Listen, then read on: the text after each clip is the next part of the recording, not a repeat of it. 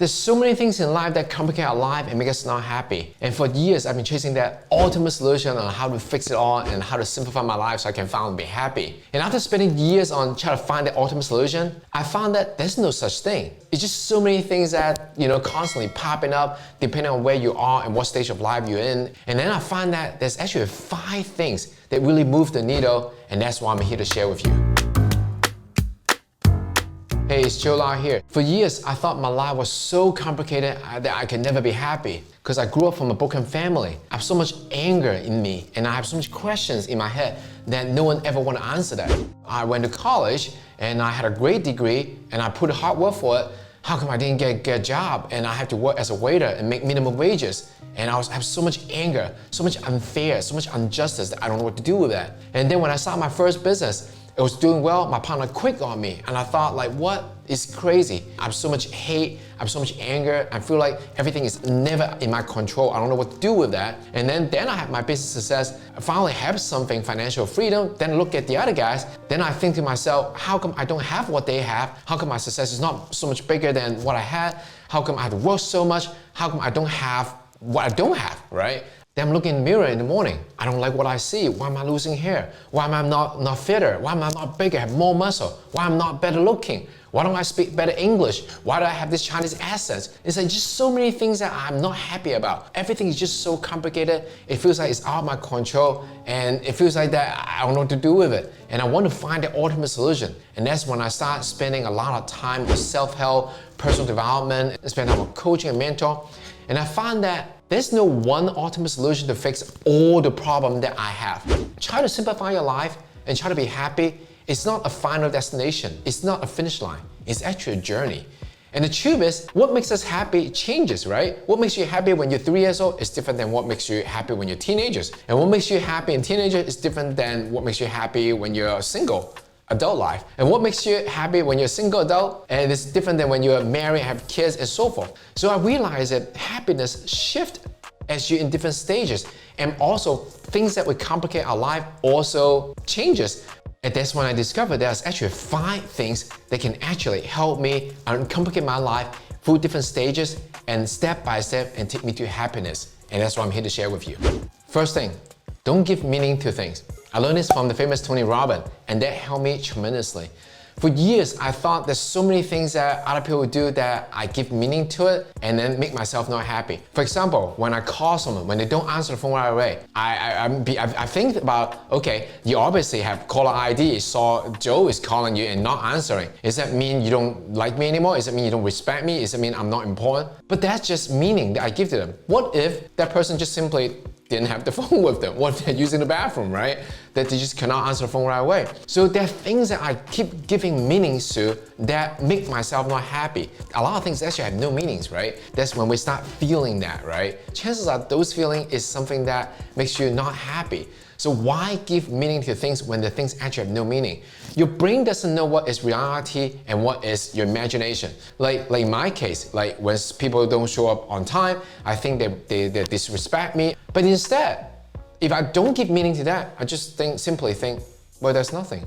Maybe they have traffic, right? It's not toward me. So stop giving meaning to things was able to help me tremendously. Let go a lot of these rules that I put on people. So that's first thing to do. Don't give meaning to things, right? Because when you give meaning to things, it may not work out for you. Number 2, choose happy over being right. A lot of time, someone wronged us in our life, and I have a lot of those. And guess what? They will never apologize to you. Normally, we want that person to acknowledge that, to apologize. But what if we can't make it happen? The truth is, we can't make that person apologize. If that person did something wrong to us, obviously they didn't realize it. If they realized, they would apologize, right? So for years, that's what happened to me. I tried to bring it up for that person, and turns out it became a fight, it became a confrontation. Until I hear what Marissa Peer said. Instead of choosing to be right, which is the action that you want to be right? When someone wrongs you, then you want to be right. You want to either bring it up or have them apologize, to admit that they're wrong, that you're right. It's not about right or wrong anymore. It's, would you rather choose to be happy or would you choose to be right? If you choose to be right, that thing is out of control because you cannot change how other people think. At that point, you can choose to be happy.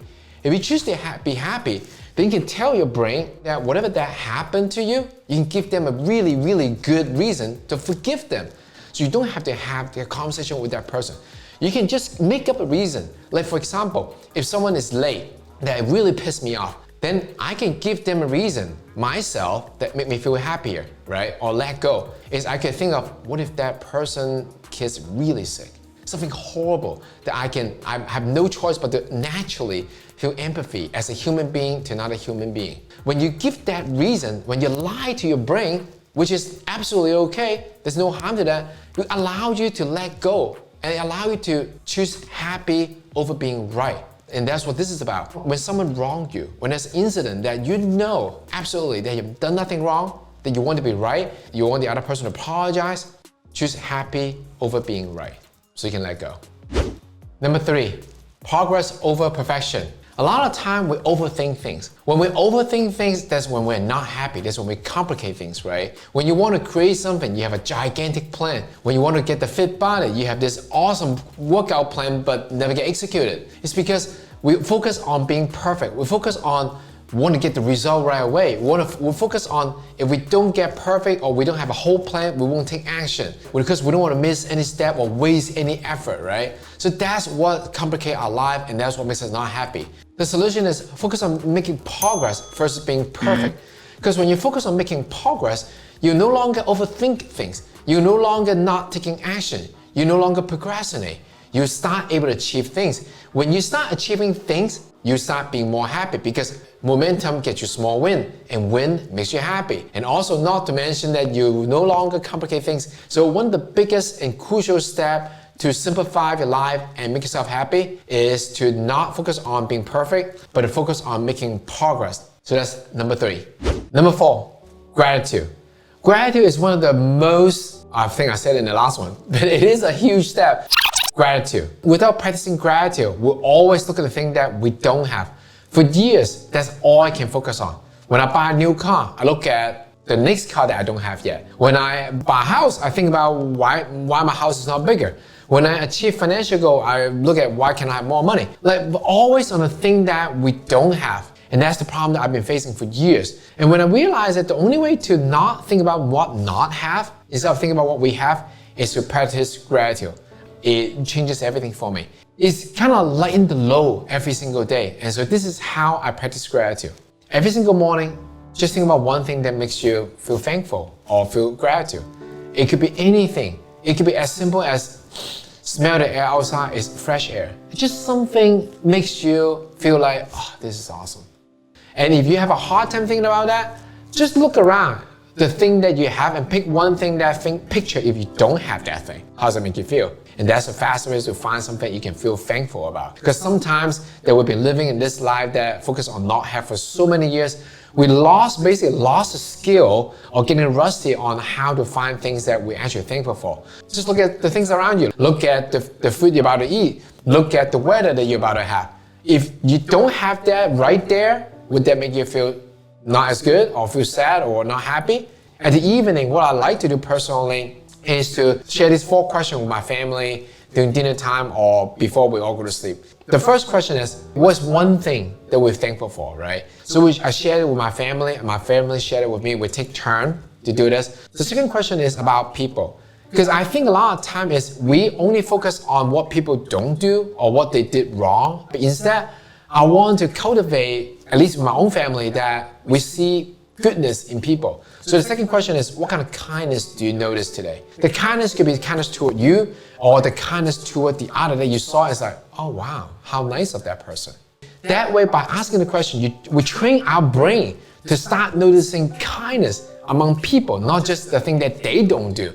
There are many things that people don't do, but there's also many things that they do that maybe we have forgotten or maybe we don't notice. So this question is going to fix that to help put us in the radar that constantly scanning our life, scanning the people around us, that what kind of good thing they actually do, whether it's for us or for the others. The third question that we share is, what's the one thing that we did today that we love about ourselves? Because without loving ourselves, none of this matter. And this is the problem, that when we look in the mirror ourselves in the morning, we say to ourselves, oh, you look too old, too fat, not enough hair, skin is too dry, too many wrinkles. Just don't like yourself in general, right? Notice one thing that you did that you love about yourself. So it's the third question. The fourth thing is you ask around with the people that you share this gratitude with, right? And ask them, does anyone notice anything about each other? So I will ask my daughter, what do they notice about me today? And I'll do reverse and what I notice about them. Because let's face it, we're human. We live among other human beings. We want approval. So I strongly encourage, do this with someone that you love, that you can share this with every day. Do the last question on what you notice about each other. It could be anything. When you do that, it makes the other person feel good. It also makes you realize that when the other person shares something with you, it makes you realize that something that you don't even know that you did is so significant to the others. For example, a lot of time that we go on vacation with the kids, we share this gratitude journal, and when we ask the last question, what did you notice today? They would say something like, oh, I noticed Papa, that's what they call me, I noticed Papa pet my food today. To me, it's so insignificant. That's what I do every day. That's what I believe that's what I want to do. I want to do it for them. But it's so insignificant to a point that I forgot myself that did that. But they would notice that, and they would notice enough that they'll come up in their mind. That makes me feel so good. I learned some of this question from Vishen Lukiani, the founder of Mind Valley, and that's how I get some of these questions from. So I just want to give him the credit. It's amazing. Number 5, love yourself. If you don't love yourself, there's no amount of achievement you can have that will make you happy. There's no amount of money they can make will make you happy. There's no amount of relationship or approval from the others that you have will make you happy. So one of the most crucial steps, I know I said it before, but this truly is the most crucial thing.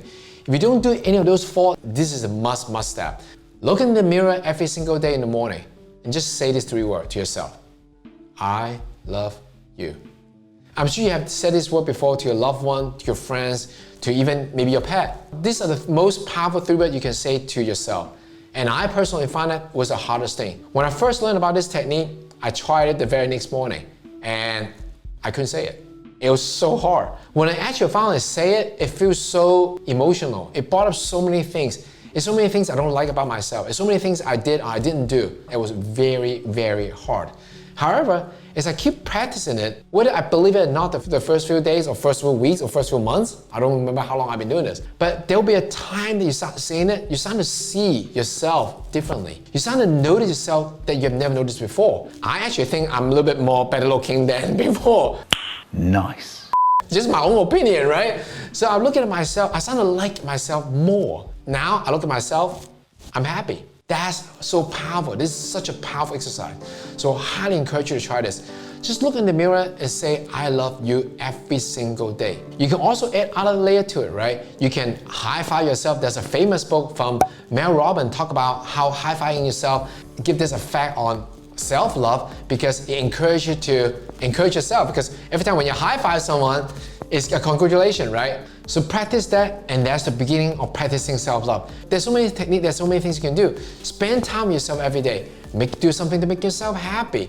But the most important thing is look in the mirror and say, I love you, and tell yourself that you are enough. When you say those words, I love you, that you are enough, you start to appreciate you, which is the most important thing you can do for yourself. So that's number 5, love yourself. So there you have it.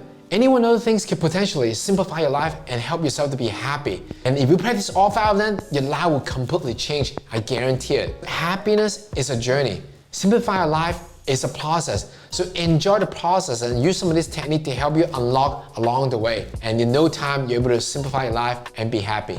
If you like this video, I'd like to invite you to join my free webinar where I'm going to share with you 3 secrets on how to work less and make more. So click the link below, join the webinar, and I'll see you there. Then I'm looking in the mirror in the morning. Then when I'm looking in the mirror, I don't like what I'm looking at. Why am I losing hair? Why am I looking? Then when I'm looking in the mirror, then when I'm looking in the mirror,